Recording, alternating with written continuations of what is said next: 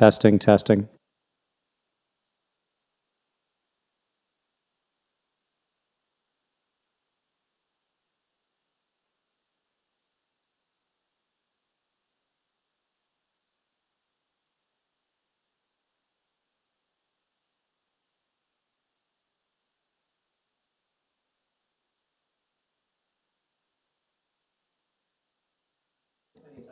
I'll start my rant and then you guys can settle down. Good afternoon, everyone. Today is May 4th, 2023, and welcome to the City of Toronto Scarborough District Committee of Adjustment, the afternoon session. Due to COVID-19, Committee of Adjustment public hearings are being conducted virtually by electronic means through WebEx Webinar, which is an online digital platform, and it's streamed onto the Toronto City Planning YouTube channel. Participants who have registered in advance will be able to make their presentations to the committee using the WebEx Webinar, which is moderated by city staff. Anyone wishing to view the hearing may do so by watching it on the YouTube. Participants who have registered in advance will be connecting via their computer, tablet, smartphone, or telephone and have the option of participating via video or audio only. All participants will automatically be muted upon entry. When your item is called, each participant will be unmuted by the moderator, one person at a time. We ask that you also mute your devices until you're called on to speak. Those participating by video appearance will be temporarily upgraded to a panelist when your item is being held. During this time, your camera will be enabled. You will only be visible during your 5 minutes allocated speaking time. At all other times, your video will be disabled and you will be reinstated as an attendee. Committee of Adjustment staff will share presentations submitted in accordance with the written submission deadline. Members of the public and participants are allowed to use their share screen option or are not allowed to use the share screen or any other panelist controls during a video appearance. The host will remove you from the panelist role if you fail to respect this instruction. Before we begin, we acknowledge the land we're meeting on is a traditional territory of many nations, including the Mississaugas of the Credit, the Anishinaabe, the Chippewa, the Haudenosaunee, and the Wendat peoples, and is now home to many diverse First Nations, Inuit, and Métis people. We also acknowledge that Toronto is covered by Treaty 13 with the Mississaugas of the Credit and the Williams Treaty signed with multiple Mississaugas and Chippewa bands. In accordance with Section 45 and 53 of the Planning Act 1990 as amended, this meeting of the Committee of Adjustment of City of Toronto is now called to order. The Committee of Adjustment considers applications for variances from the provisions of the zoning that apply to a property, permissions to extend or alter lawful non-conforming uses, and consents to sever property to create new lots. Anyone in attendance today who wants to receive a copy of the decision of the committee on any application must submit a written request for a decision by email. Please ensure that you include your name, address, and an email address because the Committee of Adjustment and the Toronto Local Appeal Body, or the TLAB, will be sending notifications and appeal updates by email. If you do not agree with the decision of the committee, you may be able to appeal the decision to the TLAB or in some limited circumstances to the Ontario Land Tribunal or the OLT. However, the provincial government recently amended the Planning Act and generally removed the rights of third parties to appeal Committee of Adjustment decisions. As of November 28, 2022, only the applicant, the Minister of Municipal Affairs and Housing, specified persons and public bodies, as those terms are defined in the Planning Act, are permitted to appeal decisions of the committee. Appeal instructions are set out at the bottom of the decision of the committee. In terms of the hearing procedure, I will call each item in the order as it's listed on the agenda. Where an application is uncontested, the agent or applicant may proceed with their presentation if desired. When the committee does not require presentation, applicants are to advise the chair should they wish to speak to the committee. The committee may ask questions or take the matter into committee for a decision. Each speaker, including the applicant or the agent, will be given a maximum of 5 minutes to address the committee. I will comment when you're reaching the 5 minutes. When addressing the committee, please clearly state your name and address. Please remember to confine your remarks to the matters outlined in the application. The applicant or the agent will proceed first and will make a presentation to the committee on the application. Please note that the committee may not entertain revisions to the proposal at the hearing today. The committee may decide to defer the application if it is substantially revised to ensure that the revised application is accurate and that all those entitled to receive the notice of application are informed of the changes. Then individuals either in support or in opposition to the application will be invited to speak. Committee members may ask questions of each speaker after they have finished their presentation. When all speakers are finished, the applicant or the agent has an opportunity to rebut only those issues that were raised by the speakers. I would like to make a comment here that we are here to listen to your concerns, but repeating the same comments will not advance your cause. This will mark the end of the discussion, and the application will then be taken into committee for a decision. For the afternoon sessions, where we're dealing with items from 16 to 21, I believe, are there any declarations of interest of panel or staff? Through the chair, there are none from staff. Thank you, and I do not see any from the panel as well. So we can proceed to the next steps, which is deferral requests. So Colin, do we have any requests for deferral? Through the chair, there are no deferral requests for this session. Thank you for confirming that. And we can now begin with the vetting of the agenda. So let me just get my paper here. So the first application on the agenda, we're starting with item 16, 73 CLETA Drive. I note that there's a neighbor who has registered to speak, and staff can confirm if the neighbor's there. Okay. So we will hold down item 16 for 73 CLETA Drive and come back to it in the main body. The second application, or item 17, is 73 to 83 BROOKLAWN Avenue. 7383 BROOKLAWN Avenue. Again, I know. Through the chair, David Ross was a registered speaker, but he's not present and he cannot be reached. Okay, thank you for that, staff. So I guess we can deal with this item as the registered speaker is not available online. So can we have Peter Jurusik, please? Hello, Peter, are you there? That same thing in AutoCAD, I'm trying to same thing. Hello? Hi, Peter, are you there? Hello, Peter speaking. Yes, I am. Thank you, Peter. So, Yes, can you hear me? Peters, we are dealing with your application at 7383 BROOKLAWN Avenue, and there was a resident who had registered to speak, but they're not available online, so we've decided to proceed with the item through the vetting of the agenda. So, do you have any comments at this time on the application? I note that there's the consent and then the two associated minor variance applications. At this point, if there's no questions from the committee and you'd like to proceed, I'm well to move forward like that. Okay, sorry, my apologies. Staff concern, how many are there? 3 consent applications and then 5 associated minor variance applications. Thank you. Okay. Correct. And you do not have any comments, so I'm going to go to the committee. Committee members, any questions on these applications? So we have the consent application, another one, yeah, 3, and then 5 minor variances. Any comments, questions? And Peter, while the committee is looking at it, I just want to ask you, you've received all the conditions from urban forestry, and ECS did not have any comments or conditions, I guess, but there's from the urban forestry. Any questions or comments on those? No, they're pretty standard from what I'm used to. Okay, all right. Committee members, if there are no questions or comments, can I please have a motion? And then, because there are numerous applications on this, you could just do one motion and refer to all consents and all minor variance application at the same time. Yes, Member Macaulay, go ahead, please. Thank you, Madam Chair. I've taken a look at these applications for consent and for variances. I should thank the applicant for the very clear way he's put this information together. It certainly helped in understanding what was being proposed. I think what is being proposed is appropriate.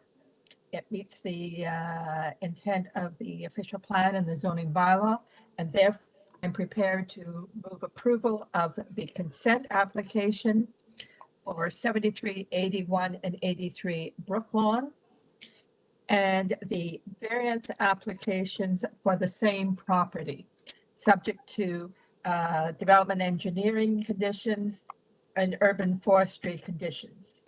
So just a point of clarification, Member Macaulay, the consent applications had conditions from urban forestry only, and there are no conditions for minor variance applications.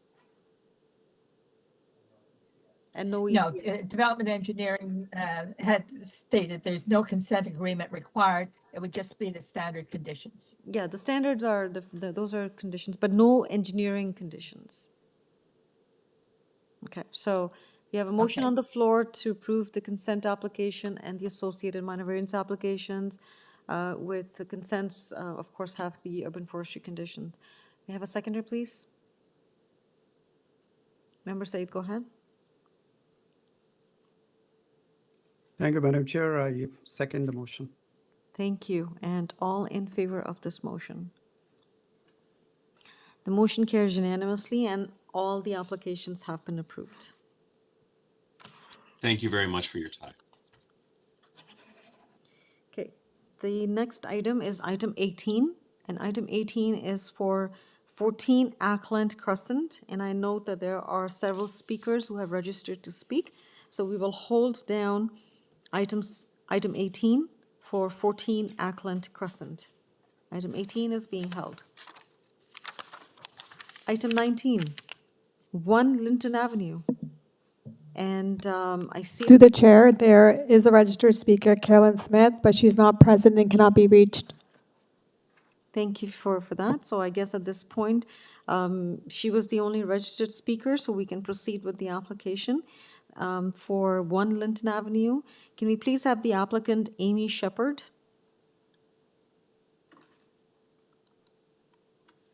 Amy, are you with us?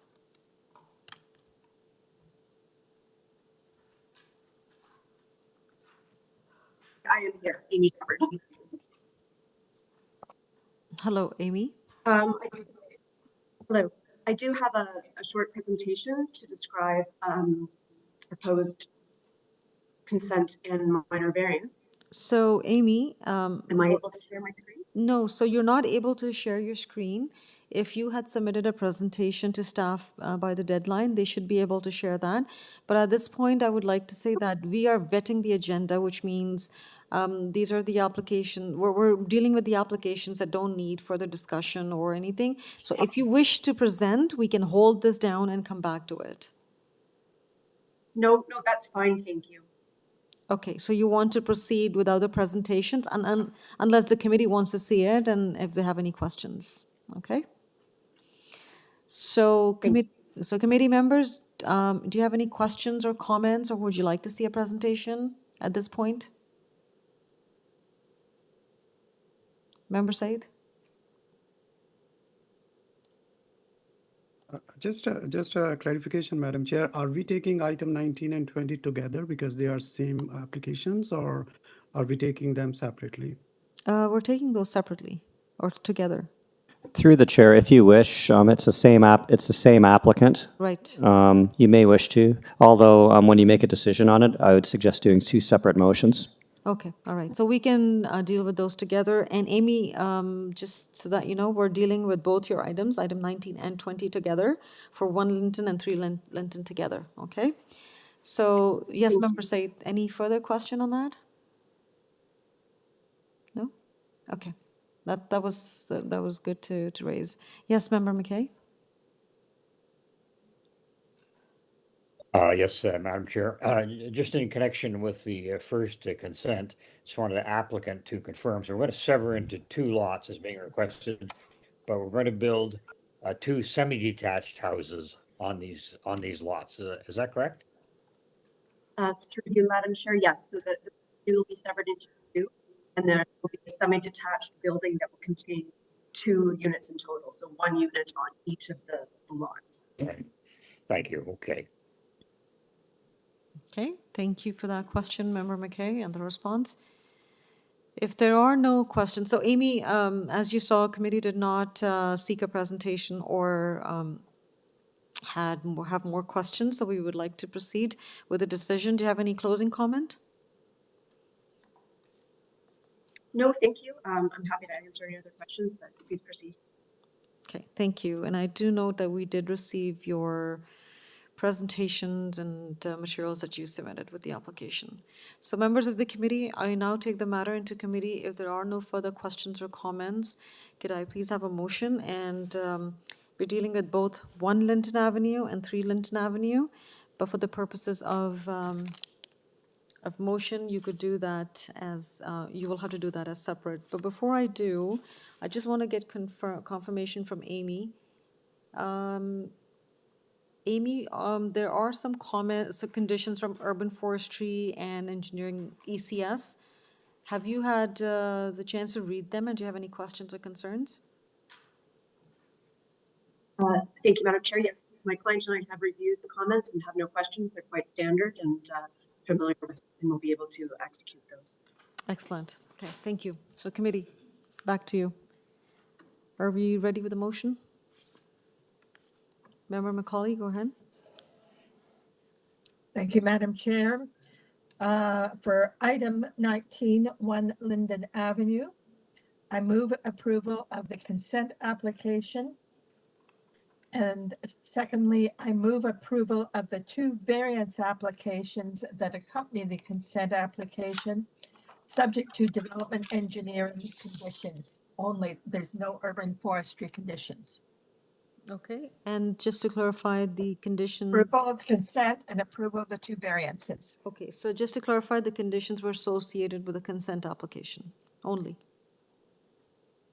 Correct. Okay, carry on. So then we are going I to move second the approval. motion. All right, so we have a recommendation to approve. May I motion to approve? Seconder, please. Member Said, go ahead. Madam Chair, I second the motion for approval of consent application subject to ECS condition, as well as approval of the minor variance application attached to this item. Okay, and all in favor of the motion? The motion's carried unanimously, and the application for 1 Linton Avenue has been approved. Now we want to have a motion for 3 Linton Avenue. Member Macaulay, please go ahead. Thank you, Madam Chair. I move forward a motion approval of the consent application for 3 Linton Avenue and the 2 accompanying variance applications. For that, and noted that the variances is slightly different from the ones on 1 Linton Avenue, but very, very minor. And 3 Linton Avenue is subject to the development engineering conditions and subject to urban forestry conditions. Okay, thank you. And may I have a seconder, please? Member Said, go ahead. Thank you, Madam Chair. I second the motion for approval of consent application item 20, subject to urban forestry condition number 1 and 2 and ECS condition, as well as the approval for seconding the approval for minor variance application attached to this application. Thank you. And all in favor of this motion? The motion's carried and the applications have been approved for 3 Linton Avenue. Thank you. Thank you. Okay. And the last item on the agenda for this afternoon is item 21, and that is for 124 and 126 Milner Avenue. There are no speakers, and can we please have the agent, Maggie Bassani? The committee. Hello, Maggie. So we're looking at your consent application and the 2 associated minor variance applications. Do you have any comment at this time? No, subject to any questions that the committee may have or would like to see a presentation, I have nothing further at this time. Okay, and have you had a chance to read the written comments from ECS regarding road widening and the revision to the draft plan? Do you have any questions, concerns with that? Yeah, so I would just note that following receipt of the ECS memo dated January 30th, we did make a further resubmission of the application to reflect the road widening that ECS requested. And so that road widening has been reflected in all of our materials as well as reflected in the variances now before you today. And we have no concerns with the conditions in Part A of that memo related to the conveyance of the road widening. Okay, excellent, thank you. Just want to clarify from staff in the ECS memo that we have on our agenda from January, there's a set of conditions there. Do we have to refer those conditions or those standard conditions? Through the chair, I'm not sure which conditions you're referring to. So in the memo from ECS dated January 30th? Yes, you would need to, if you're you would need to impose those conditions, correct? Okay. All right, so members of the committee, any questions of Maggie? Yes, okay, so we'll start with Member McKay, and then we'll go to Member Said. Member McKay, go ahead, please. Yes, Maggie, yes, my note on this is that this had a previous consent, but I guess conditions weren't done in the appropriate time, and so the consent has lapsed.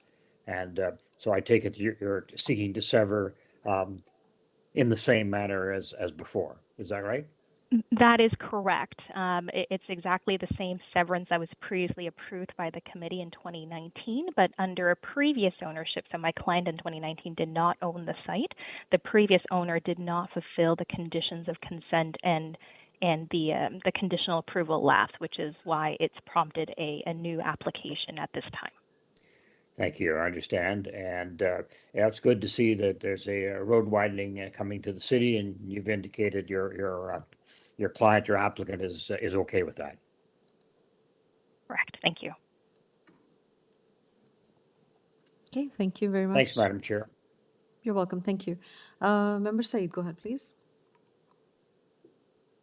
Thank you, Maggie. The second part of the application, I'm just referring to the minor variance application. So just, are you confirming there is no changes in the minor variance application as compared with the previous approval?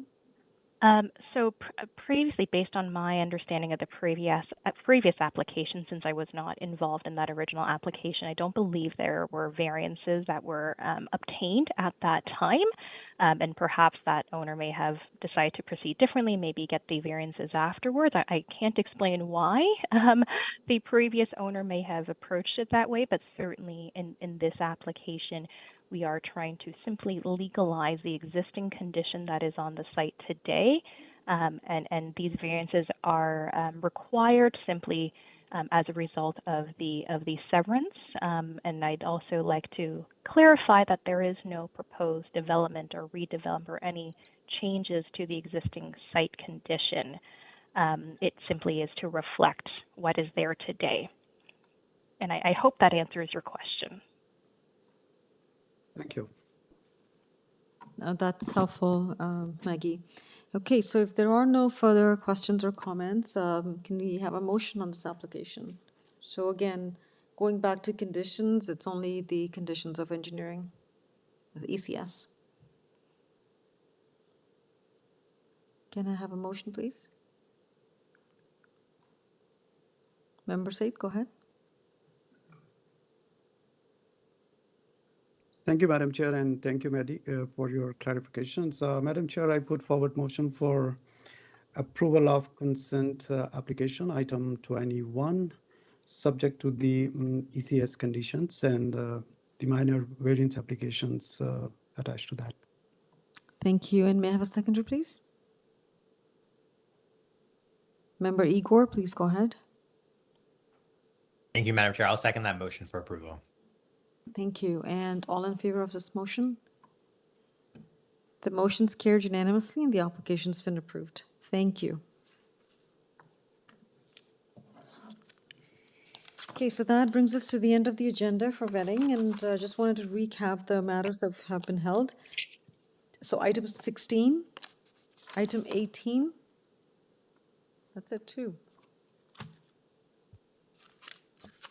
Okay, going to start with the first item that was held is item 16. Can we please have Jacqueline Ryan as the applicant? Or it's going to be Jonathan? Okay, so Jonathan. Good afternoon, Madam Chair, Committee. Good afternoon, Jonathan. So Jonathan, we're looking at your application at 73 CLETA Drive, and it's a consent application and 2 associated minor variance applications. So how would you like to proceed? I have prepared a brief presentation. I could run through and then possibly address, which I believe will be the concerns of the neighbors in relation to traffic. But I'm happy to do my brief presentation before, Madam Chair. Sure. Was that submitted to staff? Yes. So just give us a second. Staff's checking it.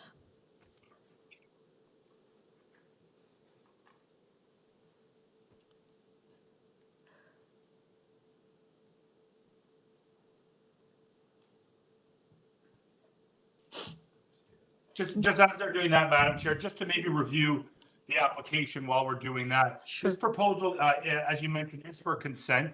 It is for a corner property.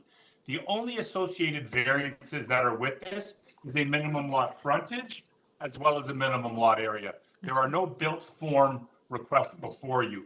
And why I'd like to stress that, Madam Chair, is within this lot being proposed at 8.95 meters, we are able to offer one 4-bedroom house on both properties, essentially about 1,800 square feet or 170 square meters and change. Again, there are no build form variances that are associated with this. Now, I'm quite familiar with this neighborhood, having appeared before the committee on 3 separate occasions for consents, be it on Brunda as well as CLETA. Those applications were approved at the Committee of Adjustment and then were subsequently appealed by the City of Toronto to the TLAB. I would mention that both of those applications were then held up and were reapproved at the TLAB. So in terms of where we are within this neighborhood from the city's point of view, as is quite evident today, we do not have a staff report from planning. Within my support material, I did submit both of the TLAB decisions. What's important to note is a couple of the notes made by member Gopi Krishna, who sat on this same panel for many years, of Mr. Gopi Krishna speaking to the eclectic shapes and sizes of the lots within this neighborhood. And I see, yes, here we go. So yes, if we could just zoom in on the green, and I will acknowledge that I did put the green property, one north. It is the corner property we are here for. It is not the one, it is one to the south of that. That's perfect. And when I speak to the eclectic nature of this neighborhood, we especially see the 2 lots that are located both immediately to the north and the south of Summer Drive. What we see there are lots that are fragmented at the rear. They do not have the full depth of those associated lots to the north, as well as those to the south, which would be on Summer Drive. That, Madam Chair and Committee, is what creates the minimum lot area variance that is before you today. But again, I note, even with the minimum lot variance lot area not being adhered to, we still have a 100-foot or 30.48 meter deep lot, which is sort of the standard for a City of Toronto lot. And again, there are no built form variances associated with that, which brings us back to the appropriateness of 2 dwellings on what, yes, are undersized lots. I would also note that 100 Brenda, which is 2 streets over, was one of the Committee of Adjustment approvals taken to the TLAB by the City of Toronto, with the Committee of Adjustment's decisions upheld. Again, is a very similar lot, where it is a shallower lot than what we see from the typical lots to the north and the south. This is a extremely stable neighborhood in terms of development, and we spent hours speaking of this idea of destabilization, where we've basically seen 5 severances over the last 13 years within this neighborhood itself. I've also provided a chart summarizing those severances that have occurred, which are on the next page. And what we see there are similar lot frontages to what is being proposed before you today, with again, that lot area varying depending on where it is located within the block. What I've also provided here on a column to the right are other associated variances that would have been with that application in addition to the minimum lot frontage and minimum lot area. So we see, for example, at 100 Brenda, which again was a shallower lot, had an associated front yard setback variance. In this case, we don't on a very similarly sized lot. Again, we see 47 CLETA or CLETA, which had a side yard setback request, as well as 116 CLETA, which had a building length and a building depth variance. In terms of what is before you today, we are okay with the planning department.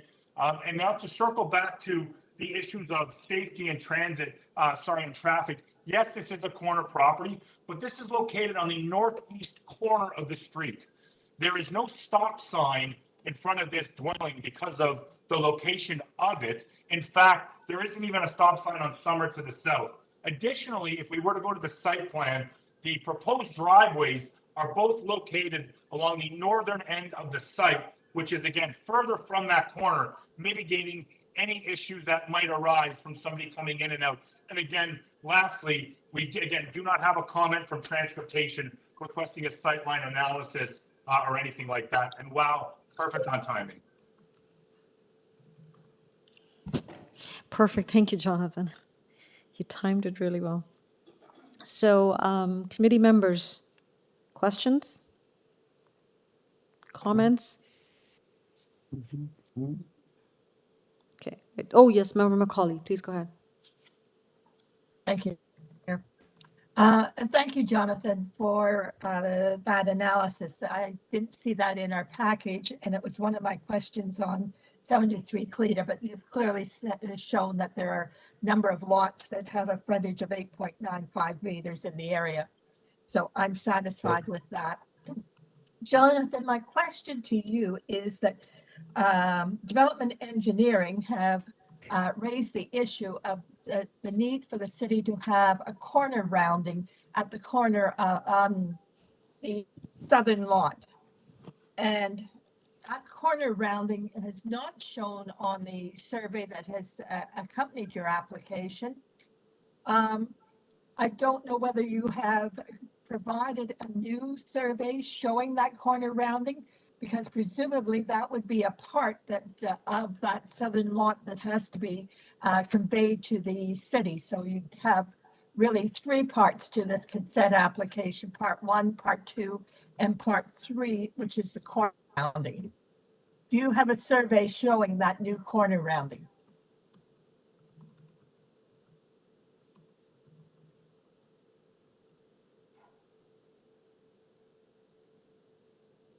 Is that Jonathan? Jonathan, have we lost you? I'm sorry, but I think I was speaking and I was muted. Through you, Madam Chair, Ms. Macaulay, we have not prepared a revised art plan, but in terms of the variances that are before you today, we are already requesting a reduction in the lot area. And the way the zoning bylaw reads, you're subject to the requirements of what you're providing the day before you convey that parcel to a public authority. So no, Madam Chair, we have not provided that. But in terms of the variance, it wouldn't affect my variance because I'm already below the minimum required. So it would still be the same lot area because it would be after you're sorry, I'm going in a circle here with my words. The way it's read is your minimum lot area is what is required the day before you convey that parcel to a public authority. I see. Okay, Jonathan, and you can correct me if I'm wrong. I will accept that your variance will be fine, even with the lands that conveyed to the city. I'm more concerned about the consent application because your consent application has an area of 272.3 meters squared. I've seen elsewhere where a corner rounding has taken as much as 5 meters off that lot. And in this case, with a consent application that's so specific to 1 decimal place, I am concerned that in a year's time, we'll find out that you can't close because the consent application did not include the corner rounding and that the lot area is incorrect. Again, through you, Madam Chair, I believe, and maybe Colin, if he has another thought, my belief is you're subject to what, again, it is the day before you convey that parcel. So when we finish everything, our lot area would be the same because we haven't conveyed it until after. Now, possibly Colin has a little bit more of a thought. If this is a big issue, I would be happy to possibly defer, because I guess you're right. Again, through you, Madam Chair, Ms. McCauley, I wouldn't want to come back here with that again. So again, I'm under the belief that we would be okay because subject to everything the day before we dedicate that land. But if that is a concern of the committee, I would be happy to possibly defer and also maybe give us a chance to speak to the neighbor or hear what they have to say here and possibly alleviate their concerns. Okay, so Jonathan, I'm going to request Colin to. I'm going to request Colin to provide an answer to the first part. The second part is, of course, up to you if you want to defer it for other reasons, but let's Colin describe that. Through the chair, the applicant, while staff, because we're not building staff, we cannot provide zoning interpretations, but what the applicant has indicated seems to be accurate. This happens all the time. It happens all the time. It happens all the time, right? So Conveyances are done the day before, so. exactly. And then that, yeah. Thank you. It should be okay, in my opinion, but again, I'm not authorized here to confirm those things, but this is just my practice as well, has been that it's the day before, so it should be fine. But if, Jonathan, if you're uncomfortable and if you want to defer and if you want to go back, please do so. I'm in your hands, however you wish to proceed. Madam Chair, I'm comfortable because I know when we do larger developments and we're doing laneways and things like that, all of our calculations include the conveyed portions because, again, it's the day before you convey is what the zoning bylaw requires you to meet. Okay, so Colin has some additional comment. Just to add to my previous comment, the only implication about a corner rounding or a road widening, for that matter, is that it may impact the setbacks. But in terms of the lot areas, it's fine.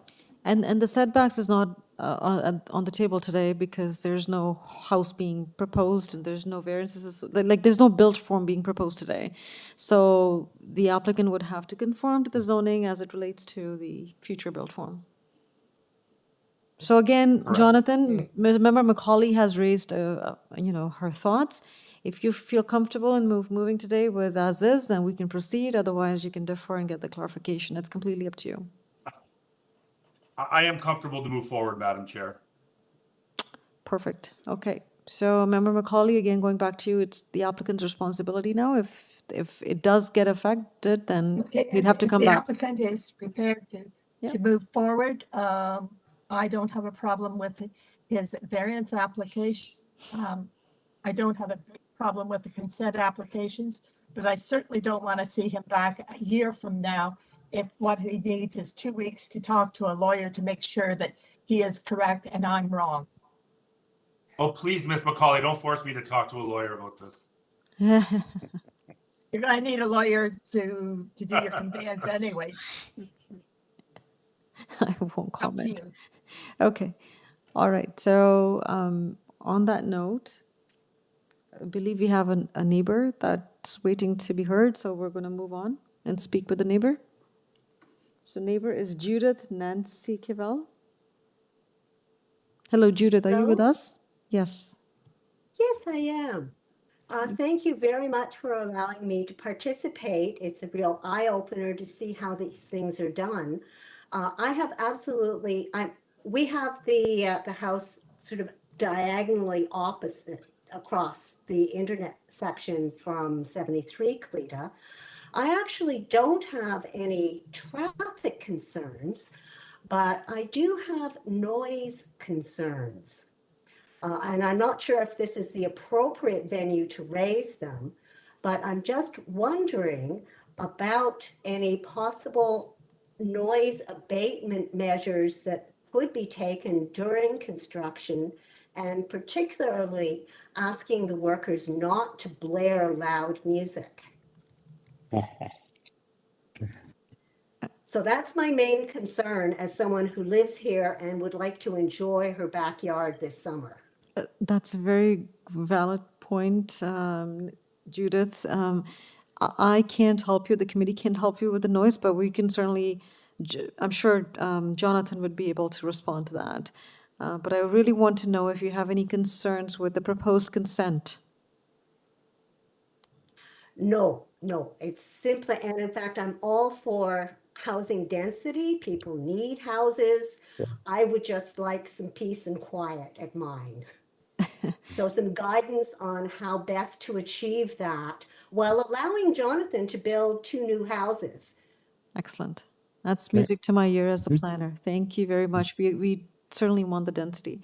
So we will certainly go back to Jonathan and ask for some comments on noise abatement to ensure that you can enjoy your privacy. So I guess at this point, I gather you do not have concern with the consent, which is great. So thank you for taking the time to speak with us, Judith. It was nice to hear from you. Okay, so moving to Jonathan now. Jonathan? Yes, I mean, what I could kind of say to that is I mean, I'm sure they'll adhere to every municipal bylaw in terms of sound, as well as working hours. That's really kind of as much as I could say to the committee. I'm not very much involved in the construction side of the dwellings itself, but I'm happy to pass it on to our client as well as to their workers. Please do that, Jonathan. Pass it on to the owner to ensure that they adhere to the construction management practices that are required by the town, by the city. I will, Madam Chair.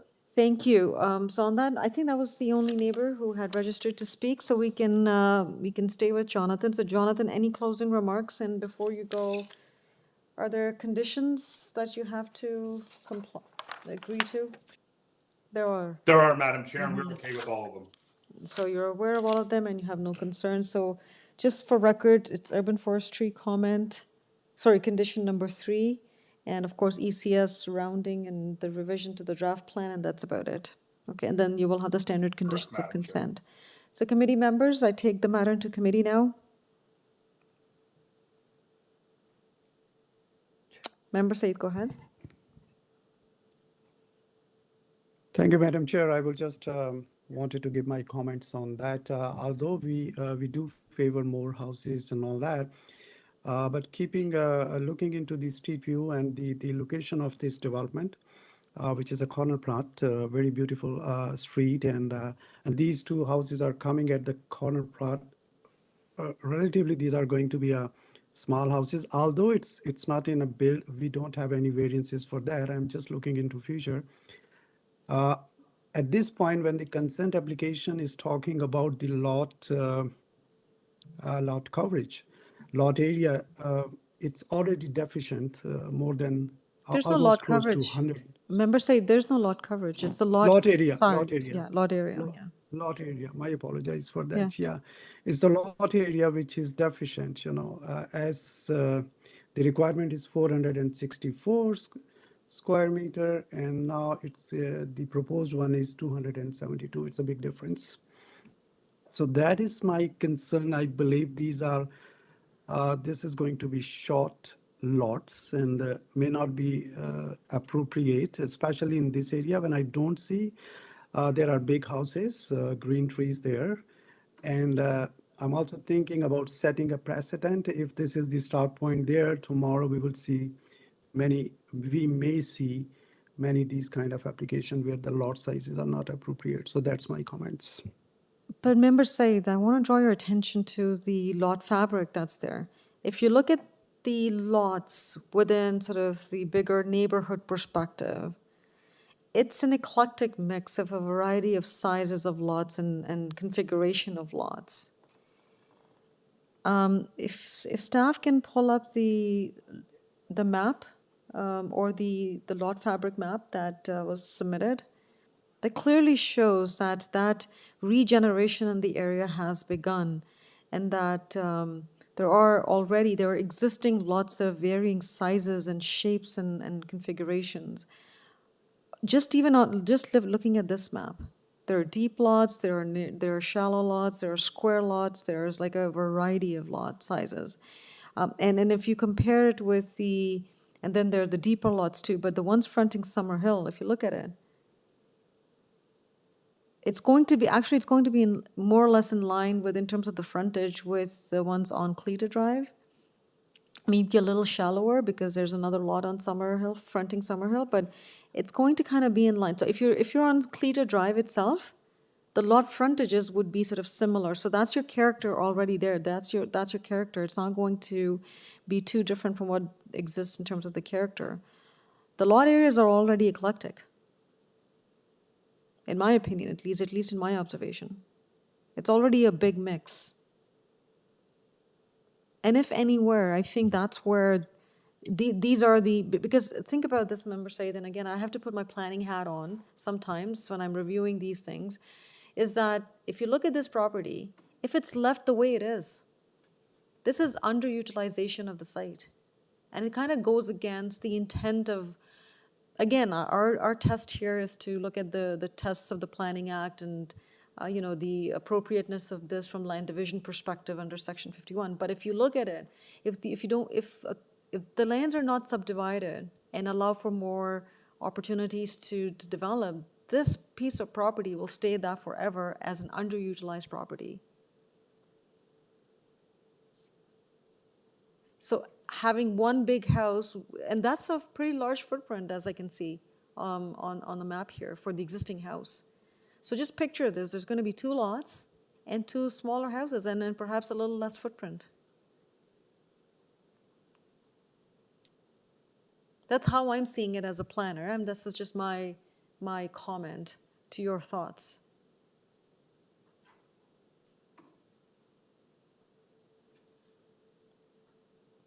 That's a really good elaboration. I mean, Madam Chair. that's just my comment. But I could see where you were coming from. But I think this neighborhood has already started to see that regeneration, and it's already a mixed these bag. are really good. Yeah. Yeah. These are really good points. We have to see from perspective of utilization of the land. And as you mentioned, that we have a choice, either underutilization or the proper use of that. We're already short of land in this absolutely agree. municipality, right? In the city, we're already short of land. There's limited choices for houses. It's just adding a little bit more to the housing stock. As this is how I see it, and I'm hoping that the homes that will be built on these properties would meet the zoning requirements, and and that would be appropriate in terms of planning. So I personally don't feel a problem with the consent. Okay, all right, well. Member McKay, do you have any comments?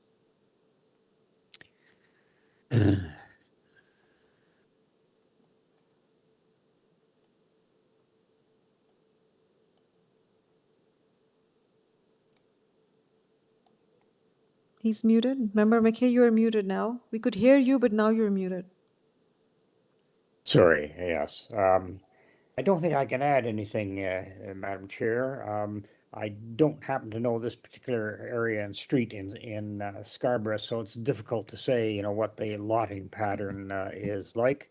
But I do acknowledge, as you've said, that there's really a housing crisis going on in the city of Toronto, and I think where possible we should enable severances and to allow additional houses to be built. So I would say I'm in favor of the consent. That's the position I would take. Okay, thank you very much, Member McKay. Okay, any other comments?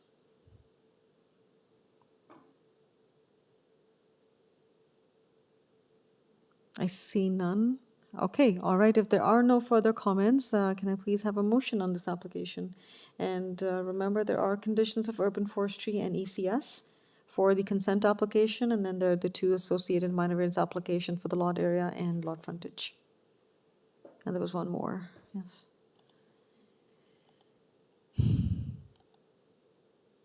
Motion, please. Member McKay, please go ahead. Madam Chair, as the only speaker and neighbor who spoke, is amenable to seeing additional lots being created here and houses being built. I'm going to move approval of the consent application for this property on CLETA Drive, subject to the urban forestry conditions and subject to the engineering conditions, and that includes the corner rounding to the city. And then I would go on to also move approval of the two minor variance applications that pertain to this matter. Thank you, Member McKay. May I have a seconder? Member Igor, please go ahead. I'll second that motion for approval, Madam Chair. Thank you. And all in favor of this motion? The motion carries and the applications have been approved. Thank you.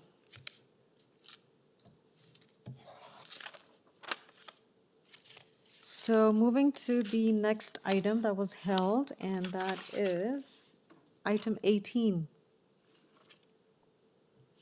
For 14 ACLAND Crescent, can we please have the applicant Mayu? This is Mayu. Hello? Hello? Yeah, this is Mayu. Hi, Mayu. Mayu, we have your application for consent and the associated minor variance applications that we're considering right now. Would you like to make a presentation or go directly to questions? Yeah, I can do a presentation, but I don't have any video presentation. I have not submitted anything to the. You do not have a presentation? I can do a speech. I don't have a video presentation. Okay, so go ahead. What do you want to tell us? Dear Chairman and committee members, this is Mayu Subramaniam. I am representing the owner of 14 ACLAND Crescent to sever this lot into two. This lot is a corner lot having dimensions of 38.71 meters by 40.84 meters as per the drawing prepared by TAM Surveying Limited. I am proposing to sever this lot into two lots, 20.98 meters by 40.84 meters, part one, the retained portion, that will be the corner lot, and 17.72 meters by 40.84 meters, part two, the conveyed portion. The building designs are presented including site plan, floor plan, and elevation. Originally, the client wanted to sever this lot into three lots, but during the process through the communication with planning department, we reduced from 3 lots to 2 lots. To sever this lot, we need a number of relief from current zoning bylaw. The variances are identified in the zoning notice. During the process, I had communication with city arborists, and they are conceptually okay with the design. We will meet the arborist condition during the building permit process. I have also received staff report from Heritage Planning recently. We are sure that we will meet Heritage Planning conditions during the building permit process. I understand there is a number of petitions against this application. I went through all of them. Planning concerns like Highland 3 Community Secondary Plan and character of the design, I would leave it to the city planning. Since there are no comments I have received from city planning, I would assume the application does not violate any planning intention of the bylaw or the secondary plan. Any engineering concerns like traffic and drainage, I will address during the building permit process if commented on by engineering department. Other ordinary concerns like privacy and so, we would put our best effort to satisfy the neighbors during the construction if feasible. I am looking forward to the approval of the committee for the severance of this lot. Thank you. Okay, thank you, Mayu. Members of the committee, do you have any questions for Mayu? Member Said, go ahead, please. Thank you, Madam Chair. Mayu, would you elaborate on the, again, this is like a it's a corner lot, a big lot. I want to hear from you, like how you feel that this is going to be a minor variance in terms of lot area, which you are proposing. I would leave it to the planning department to comment on it, but this is taken through a consent application, so I think it should be a minor. Otherwise, there could be other applications like zoning bylaw amendment. So since it is taken through committee of adjustment, it should be minor. Mayu, you're here to defend your application. Community planning is not here to defend you. You have to defend your own application. So Member Said asked you, why do you think this is appropriate? It doesn't really matter at this point what the community planning feels about it. We want to know why you think this is good planning. Because this is a big lot and we are severing into two. We are not changing any lot patterns. Right? Okay, so in your opinion, this is appropriate because it's a large lot and you can sever into two properties, correct? Yeah. Okay.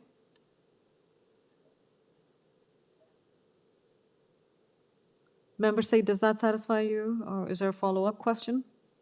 Thank you, Madam Chair. I don't believe that the applicant have given a strong defense of this point, just saying that it's a corner lot, big lot, and they are not violating the lot pattern in the area, but that's what I wanted to hear from him.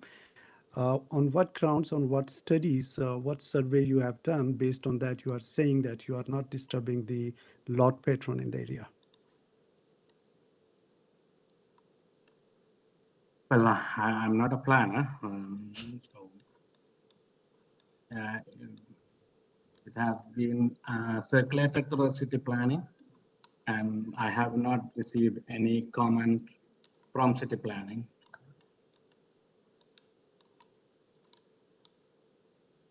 Okay. Let's leave it at that. Member Said, maybe it'll get flushed out with further discussions and, and responses and further deliberation, okay? All right, any other question from any other member? Okay, well, we can move forward, and of course, if there's any questions, we'll always come back to it. So let's go to the first neighbor who has registered to speak. It's David High. Yes, Madam Chair, I'm here. Thank you, David, for taking the time to speak with us. Please tell us what your concerns are, and you have 5 minutes. Thank you. Madam Chair, members of the Committee of Adjustment, I am David High, and my wife and I have lived at 35 Ackland for 36 years.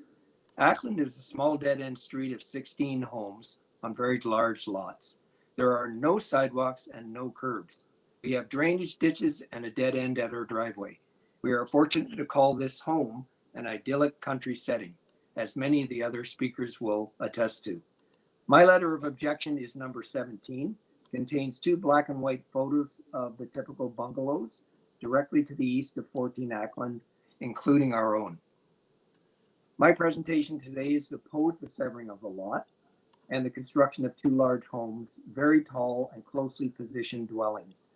This build will significantly impact the character of the street and disrupt the enjoyment of the views and existing clear sightlines. Tree damage and mature tree removal is likely. Of course, I understand that Urban Forestry Department is responsible for the stewardship of our trees. The proposed severance at 14 is a threat to several large trees on the drawings, which are not shown in the proper scale or are not shown at all. Either by felling, root damage, or severe trimming of branches, the existing lot will get a major haircut in order to squeeze in these homes. The current ambiance enjoyed by the many rambling bungalows that surround this address will be greatly impacted and not for the better. Our property at number 35 has 100 feet of frontage and contains a total of 22 large trees, mostly pines, and that's just the front yard. Ackland Crescent has a mature tree canopy on its entire length on both sides of the street. The submitted site drawings show the position of the 2 proposed homes. If you look at the bottom half, and understanding you're probably not going to see the drawings, you will notice the proposed new driveway of the southern dwelling, and 3 large city-owned maple trees. That's part of the canopy. These large maples form an integral part of our street. Again, these trees are not drawn to scale. They are much larger than shown on the drawings. The canopy of these trees would surely touch the towering 30-foot walls and roof of the southern dwelling. The first of these 3 trees from left to right fronts on the edge of the proposed new driveway and is encased on the drawing by a large circle. The circle might mean cut me down or be careful with the new driveway. I believe it is the former. Based on research I have done, I believe urban forestry will protect this tree from removal. Based on my calculation of the diameter, protection barriers are to be erected at 4.8 meters from the base of these 3 trees. You will note on the drawings that the proposed foundation wall is at 4.5 meters. Further, the excavation for basements will no doubt mean digging back to about 3.5 meters from the city trees. This construction would be inside the tree protection zone by 25%. Again, I'm sure urban forestry has noticed this fact. Nonetheless, I believe the trees to be at risk.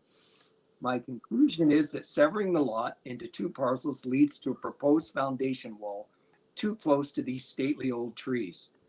Next, if I may, comment on the north side and the second house and the north wall of the foundation. What is not shown on the plans is the 2 properties shared tree buffer zone between the house 14 and its neighbor to the north 18. The family at number 18 has given me permission to speak on their behalf, as English is their second language.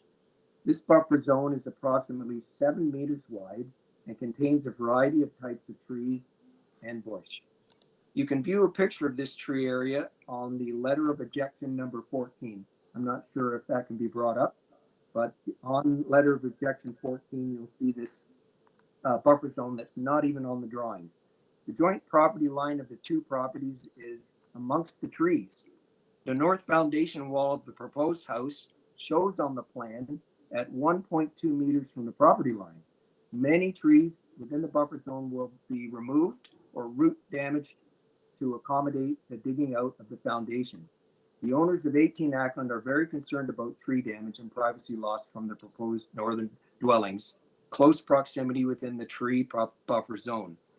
Also, please note the foundation looks to be designed to avoid an existing very large tree at the edge of the buffer, as it indents around said tree. This odd U-shaped foundation, is it in fact the right size or the wrong size? Further, this large tree tilts to the south and likely will be very close to or touch a 30-foot high wall on the new dwelling. You may Finally, want allow to, me to sorry, state- Dave, you may want to start wrapping up because it's already 5 minutes. I am. Yep, I am. Thank you. These 2 dwellings are presented on the drawings are totally out of character with the street and our historic Highland Creek. I'm at the end. Thank you, Madam Chair. Please keep 14 Ackland as a single family, as a single large and beautiful tree lot. Thank you for your time. Thank you for your comments, David. Members of the committee, any questions for David? Okay, thank you. Moving on to the next neighbor, Matthew Devasia. Sorry, I don't want to mispronounce. Matthew, are you with us?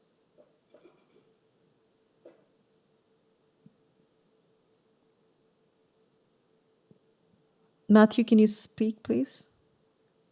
Yeah, good afternoon, Madam Chair and committee members.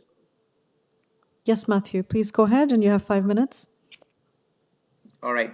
I'm at 15 Ackland, which is just opposite of 14 Ackland. We moved to Ackland like 2.5 years before. Like I was listening to Mr. Mayu, who was saying 14 Ackland is a big lot. All the lots in Ackland are big lots. It's just not only 14 Ackland. All the lots are above, most of them are like 100 feet frontage. Doesn't mean, I don't think so, doesn't mean we could destroy the heritage and the big trees, the characteristics of the street by cutting down the trees. Actually, we bought this house because we like the street with all these mature trees. In my property, I got almost 9 big trees I think maybe all of them are maybe 75 plus years. Same thing at ACLAND. As soon as you enter into the ACLAND, you could see the street is completely covered with a canopy, the big trees on both sides. Most of the lots have big trees and it's covered with the canopies. It's nice to see from the photographs. You could, from my letters, you could see how the street looks like in summer. Honestly, I will say as a big lot, I don't recommend to do a severance and lose the characteristics and the feel and look of the street by, that means we are going to destroy the features of the street. So that's it. Okay, thank you, Matthew. So your concern is with the consent application and that, in your opinion, it's not good planning, correct? Yeah, that's what I think. It's not planning good because as a big, like as Mayu said, that he was arguing that it's a big lots. All the houses on ACLAND are big lots. Okay. So I don't recommend to cut down the trees and so destroy the characteristics of the street. Perfect. Thank you for your submission, Matthew. Any comments or questions from Matthew? I see none. Okay. So moving to our next neighbor, Elma Todkill.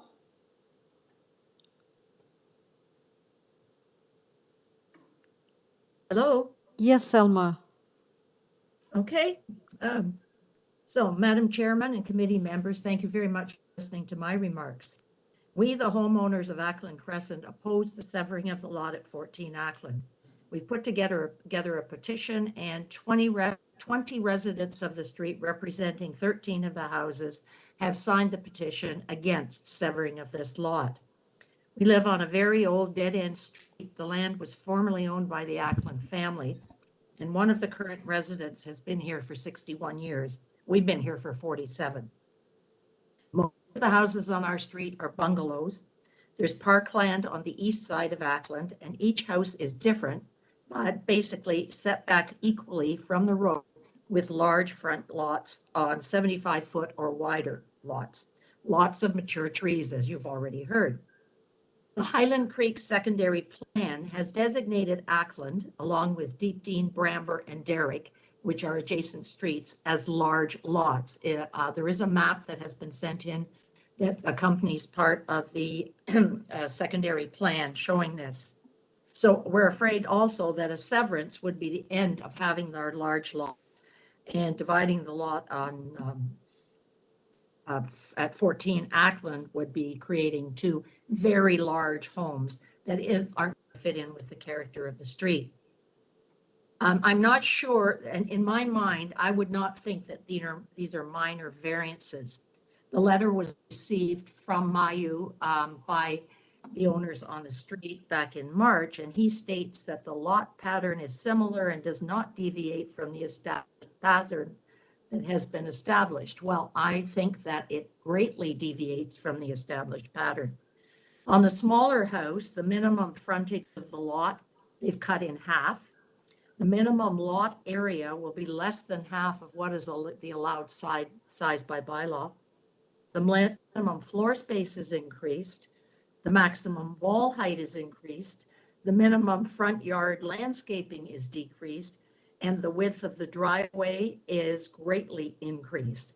So all of the sizing of the two houses is going to be bigger, much bigger than what we have right now.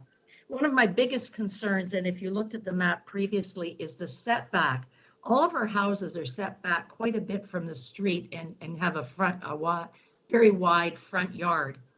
With the two houses, he's changing the configuration of the front doors so that they face east, and they're going to be very close to the edge of the street, so that people on the east side are going to look out, one house in particular, look out now at a driveway whereas normally it's treed with very large lilacs. So we've spoken about the trees. So I feel that none of the variances are minor, as the size of each lot and house does not conform with the rest of the houses on the street. So the proposal in my mind is not desirable, and I hope the Committee of Adjustment agrees with me. Thank you. Thank you, Elma, for taking the time to speak with us. Members of the committee, any questions for Elma? I see none. Okay, thank you. Now, can we move on to our, that's a great plan to have. Thank you for bringing that up. Can we have Bozina Mathlin, please?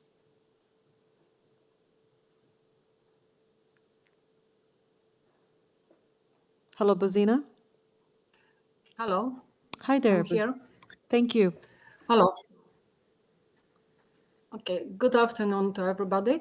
My name is Bojana Matlin, and I live at 19 Auckland Crescent. This is right across from 14 Auckland Crescent. I bought my bungalow because of the character of the street, large lots, wildlife, and mature trees. Auckland Crescent is a small, dead-end, quiet street with 16 small or medium houses, mostly bungalows, built quite a while ago. There are no new built houses on the street. The applicant is asking for minor variances to sever the lot and to build 2 new houses. In my opinion, these variances are major, not minor. Each new lot frontage will be much smaller than bylaw allows. One new lot frontage will be 45.8% smaller. The second one will be 54.2% smaller. Maximum permitted floor area for the larger lot will be 37.54% larger than bylaw allows, and for the smaller lot, 64.18% larger. The house on the smaller lot will be even bigger than the house on the larger lot. Applicant is asking for variance for the side main wall from 7 meters to 7.2 meters.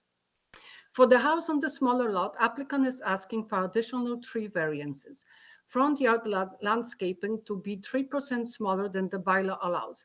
By my calculation, it is actually 3.83% smaller. This is almost 4%, not 3%. Other variances are to increase the maximum combined width of the vehicle entrance by 22% and to increase maximum permitted driveway width by 24.5%. Right now, the property on 14 Auckland Crescent, it's a small bungalow. Each new house will be about 3 times bigger. I will be looking at the side wall of a huge 2-story house that is the tallest and the biggest on the street. The proposed 2 new houses are not compatible with existing houses' form, size of the yard, and the character of the street. They will erode the aesthetics of the street, and they do not respect neighborhood character. Behind the houses, across the street from 14 Auckland Crescent, there is a designated protected area by TRCA. There's a lot of wildlife that enjoys large lots, trees, and space to roam, hunt, and live. Making the lots smaller and building bigger houses will have negative impact on the wildlife. Right now, I have a pleasure of cooking in my kitchen and often looking at the beautiful red fox in front of my window or watching the family of chipmunks poking their heads out of a hole. I hope I can enjoy this for many years to come. I welcome new development, but it does not have to mean improving, in this case, major, not minor variances. After all, there are reasons we have the bylaws. I would like the new development to reflect the character of the street. I hope the committee will take our concerns under consideration. In March, the letter was hand-delivered, put in the mailboxes or on the doorsteps to some of the residents from Mr. Mayo. I was surprised to find this letter in my mailbox. I have no idea who the person is. As a matter of fact, I have no idea who the owner of the property is. The house has been rental home the whole time. The letter says we have received several concerns regarding the above applications. I never submitted any concerns to Mr. Mayo. I submitted my concerns to the Committee of Adjustment. The letter states the variances and consent had been reduced to 2 lots from 3. This has nothing to do with me. When the application was made to divide the lot into 3, the residents of the street were not notified about this request. We got involved when the process allowed us to do so. The letter also says the lot pattern is similar and this does not deviate from the established pattern that has been established. If what the developer's letter states is accurate, then why is the developer asking for so many variants? The last sentence states, it is our opinion that this variance is minor and measures have been taken to address the community concerns. Firstly, there is more than 1 variance, so the letter should say variances. Secondly, what measures were taken? The concerns were voiced by us when communication was sent from the city. At that point, the process was already in motion, so the developer did not know of our concerns. Since then, there were no changes to the variances the developer has requested. So as far as I'm concerned, the statement is incorrect. I do not see any meaningful purpose for the letter except for telling us that the developer is not agreeing with our concerns.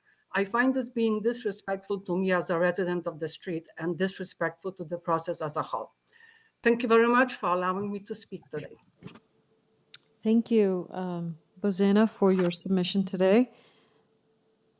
Members of the committee, questions? Okay, I see none. I just want to clarify one thing, Bozena. You said there were hand-delivered letters, but I kind of got confused when you said it was for 3 lots versus 2 lots. Can you just clarify that for me, please? In March, I found the letter in my mailbox from Mr. Mayu. And generally, I provided the letter, and my last letter of objection, I put the copy of the letter to the committee. And in that letter, generally the whole, like when you read the letter, it generally says, the gist of the letter is, we address your concerns, we receive the concerns, we already compromised because we asked for 3, but we are doing 2. Generally, I found that letter, it was surprising, and I didn't understand why it was there. Okay, I understand that. So initially the application was for 3, then it got revised to 2 now. I see. So that was that transition period during which he would have sent communication. So it's not unusual to do that, Bozena, for applicants to contact the neighbors and provide their opinion or their comments. It's not unusual. Yes, because of the transition and going from 3 to 2, I think he was trying to attempt to make a connection with the neighbor saying, you know, we've heard your concerns and now we're kind of reducing it. So I think that's not very uncommon or unusual to do that. But again, because I don't have that letter in front of me, I can't speak to it, but I just wanted to clarify that. Well, generally, what I wanted to say is he sent the letter just a couple of weeks ago. Then it wasn't because he reduced the lots. The letter was delivered just about a month ago after the process, after the application was deferred a few times and our letter of objections went on file. Then Okay, understood now. Okay, thank you for that clarification. Okay, members of the committee, any questions for Bozena? See none, okay. Let's move on and speak with our next neighbor. It is Gerarda Burns, or Guy, or Gay. I'm sorry for the mispronunciation.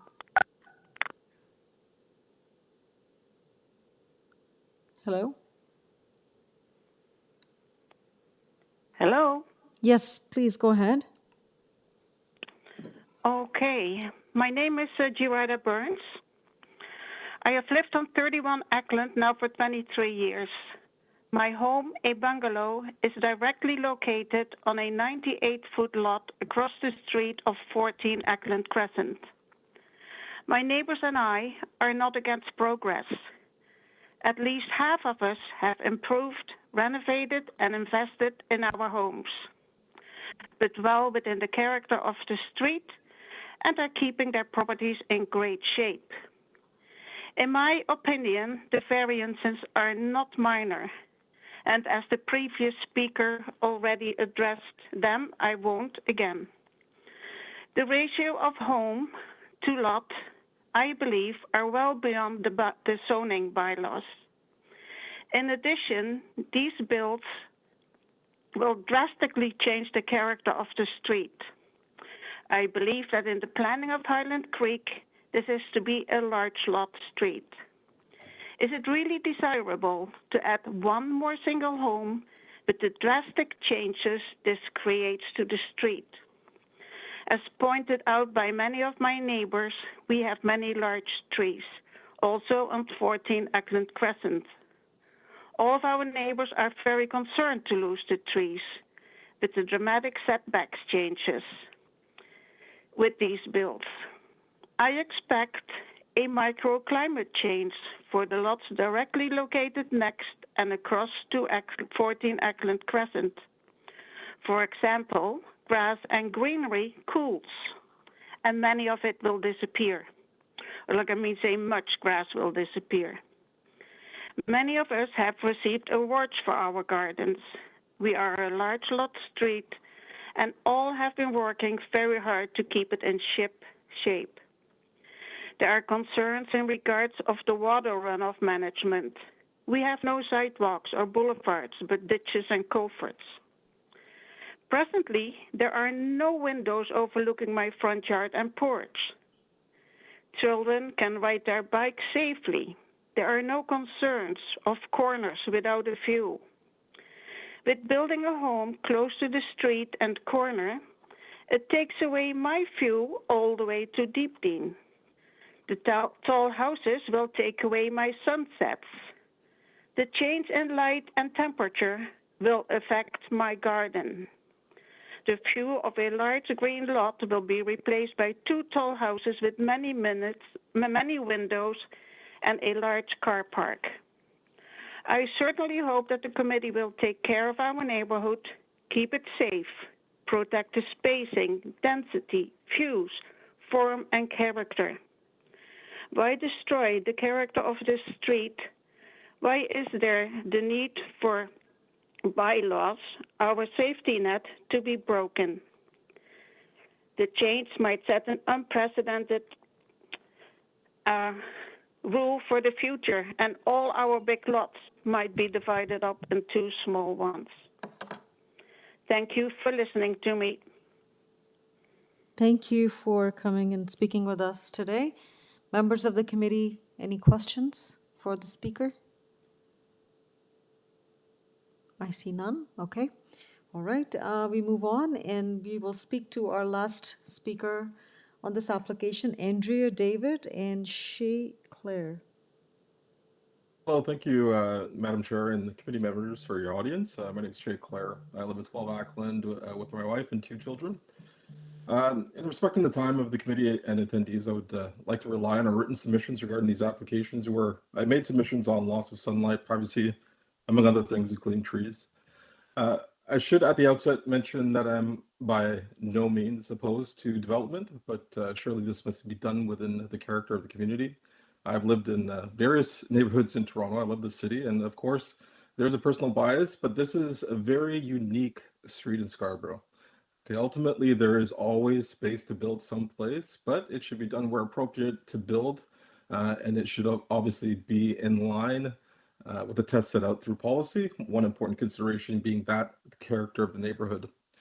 The fact that so many residents on the street have opposed the development is somewhat indicative, if not truly indicative, that it does not meet the character threshold. The only additional aspect I would like to address that wasn't addressed in my written submissions relates to the Highland Creek Community Secondary Plan, which has been entered into the record and has been referred to thus far. And I would assume it does provide some guidance on this matter. So looking at that same section of 1.2, it states that lands along both sides of Deepdene Drive, shown as large lot areas on map 2.1, will accommodate less intensive form of residential development, maintaining the existing residential character on lots having a minimum area of 830 square meters. Of course, lots of 14 parts 1 and 2 are 600 and 490 respectively. Put together, that's 1,090. What is being requested by the applicant does not seem to align with the city's development vision, specifically for this area. Subject to any questions, that's my submissions, and thank you for your time. Thank you very much. Which policy were you referring to, David? This is Chase speaking. So that's the Highland Sorry, Creek Community Chase, sorry. Secondary My Plan. apologies. Yes, Yep. so I have the secondary policy, but you identified one particular one. Yeah, it's under general policies 1.2. 1.2, okay.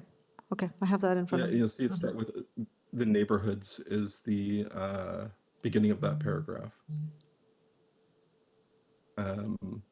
Yep, we have that. Yeah, It's if you the just scroll up. first page of the document, I believe. Second page. First page, yeah. Page of the document, Madam Chair. Second page of the It's- PDF, yeah. Yeah. Starting Right with the neighborhoods at 1.2. Yeah, the neighborhood designation. 1.2. Yeah, and it's the last line on that 1.2 that's appropriate here. That's correct. I see. Thank you for identifying that.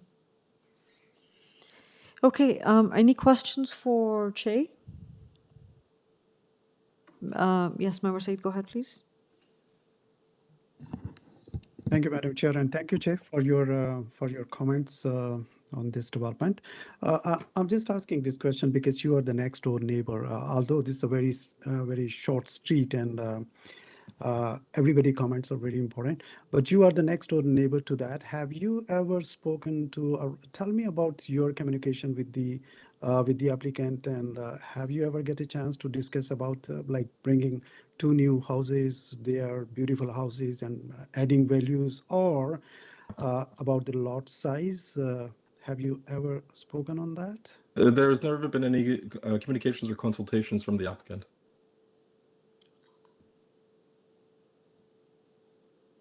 Thank you. Thank you, Jay. Thank you for letting us know. Thank you, Member Said.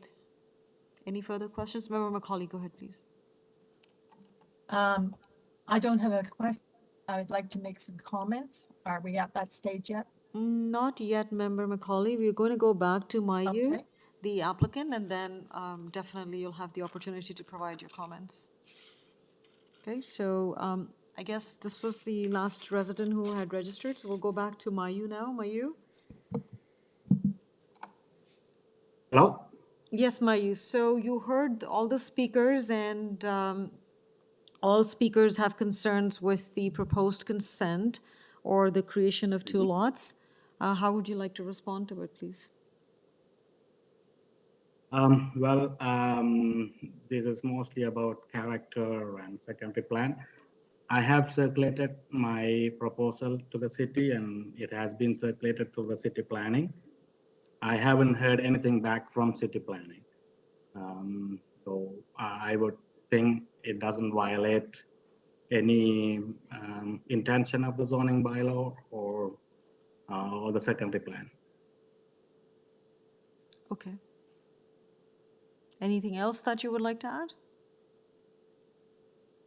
No, I would listen to the committee, what committee says. Okay. Committee members, questions? Please go ahead, Member Macaulay. To the applicant, when you submitted your application to the Committee of Adjustment staff, did you ask them for any advice? From You're saying you're relying on city planning to give you some advice. Yes, yes, I spoke to Catherine and she said she has no comment. Okay, thank you. Okay, at this point, because Mayu has mentioned staff person, so I would like some clarification from staff. So Colin, could you please? Through the chair, Committee of Adjustment staff cannot provide opinion on an application, and we will not provide opinion on an application. We provide guidance in terms of processing applications, making sure that the application is complete. And if it's not complete, we advise the applicant. Processing, we circulate the application. The agenda is circulated to all divisions for review and comment. Community planning is one of the commenting units that comments on this. In this case, the applications were circulated. Community planning did not have any comments. That means that they did not have any issues with the application. Correct. Thank you for that clarification. At this point, maybe if I can just rephrase the question a bit, instead of, so Mayu, you've said that a few times that community planning didn't provide any comments. My question would be, just rephrasing it a bit, is that have you spoken with community planning? As opposed to just relying on the fact that they have not provided comments, have you actually spoken with them? The only answer I got is we have no comment. Sorry, say that again? The only answer I got is that we don't have any comments. Okay, so you have not had any discussions, but what you know is that you have not received any comments. Okay, fair enough. All right, Member Macaulay, go ahead, please. Okay, Madam Chair, I think probably it makes it clear, as staff has said, the staff take in the applications, they circulate them. They don't provide their individual advice back to the applicant unless the applicant is involved in discussion with them. But staff's role is to take the applications and present them to the committee. That's what staff has done here. In this case, there has been at least 3 times where this application has been deferred by the applicant. The community is informed, and I would like the staff to bring back the official plan for Highland Creek community, because a number of the residents, if you put that on the screen again, number of the residents have mentioned that they're aware that ACLAND Boulevard and the adjacent streets are part of the large lot. No, go back to the first page, please. First page. Or the first page of the policies. So page 2 of this document. First page of the policies. Yeah. Okay, there. That's it. A number of people have raised the issue that this is defined as a large lot area. It's defined as a large lot area in the what's called the secondary plan, but it's part of the official plan for the City of Toronto. It's just a more detailed portion of the city's official plan. And the last line of 1.2 is very clear at what is a large lot area on map 2.1 will accommodate a less intensive form of residential development, maintaining the existing residential character on lots having a minimum area of 830 square meters. This is a very precise policy. It hasn't been changed. I don't know how long it's been in there, maybe 10, maybe 20 years, but it clearly says that lands on ACLAND Boulevard are to have a less intensive form, maintaining the residential character on lots minimum area of 830 square meters. The applications we have in front of us, where one lot is for 852 square meters, and it meets that policy. The second lot is for 723 square meters. It does not meet that policy, which means it doesn't conform with the official plan for the City of Toronto. If we are when we consider consent application, our first duty is to consider all the policies, both of the province and of the City of Toronto. If this consent application doesn't conform, then we can't approve the consent. Similarly, when we are dealing with a variance application, we have to have in mind the policies, again, of the City of Toronto official plan. If the variance does not comply with the official plan, it cannot be approved. It is really up to the applicant to ensure that what he is proposing meets all the requirements, and that if they don't meet the requirements, that they seek advice from people that do, not from city staff. There's a lot of planners out there. There's architects out there. There's a number of people that he could have got the information from. This has been an application that has been sitting around, that the applicant has not fulfilled his requirements. The community certainly has fulfilled requirements, bringing to our attention the character of the area, their concern for trees, the concern for views, their concern for the driveways, the concern of how a change on the size of the lots would impact other lots in the area, all rendering that area unstable in terms of lot size. I'm pleased that the residents were aware of this policy. You have to be. I'm as happy that you failed to read the actual words, because those are the words that give teeth to this application and would have the effect of refusing the application. So, Madam Chair, on that basis that the consent application does not comply with the official plan for the City of Toronto, and similarly, the variance application does not comply with the City of Toronto, I propose that these applications be refused. We're not at the motion right now. This was our deliberation at this point. So hold your motion if you can for a bit, and then I will hold it. Yeah, until I give a chance to other committee members as well. And we did not take the matter into committee yet. We were still open in with I'm sorry, I thought we were at this stage of taking it into committee.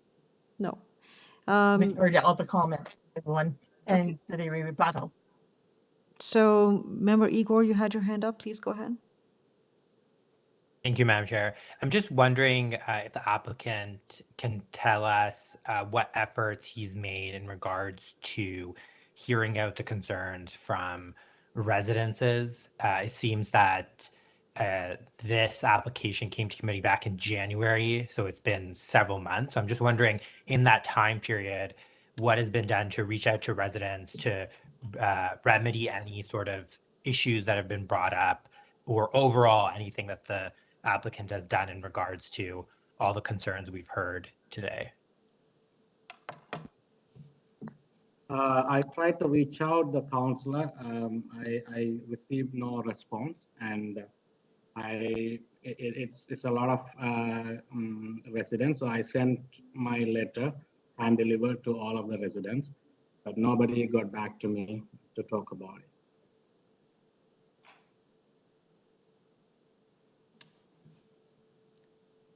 Member Igor, is there a follow-up question?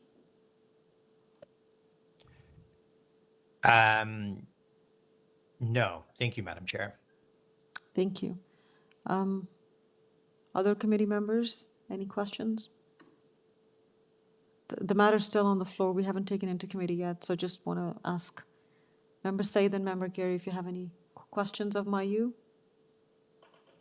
Okay. No, I don't, Madam Chair.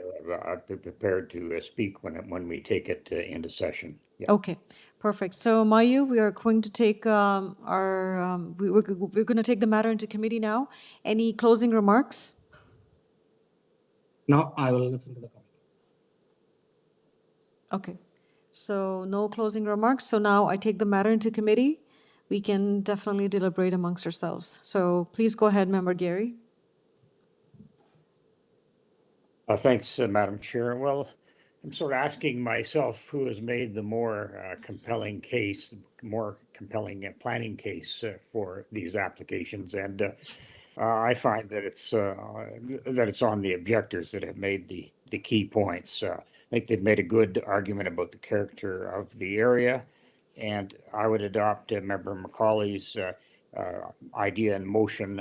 Well, I shouldn't say motion, but her comment that the official plan amendment, the applications are not meeting the intent and purpose of the official plan amendment, and therefore would fall and fail on that particular minor variance application.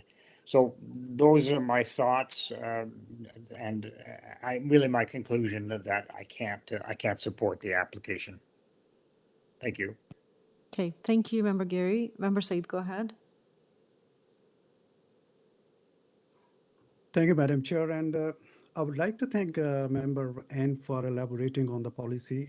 Actually, that was quite a detail on that. And if we read that, and I wish if the applicant have read that policy before, they must have been clear about the lot sizes in this area. I stand to my question at the very beginning when I asked the applicant about how what are the justifications for this lot area, and the answer is just because these are big lots, so have to be divided. That's not a appropriate or based on certain rationales answers on that. And I can find it very easily. The reason was because there is no such lot pattern in the area.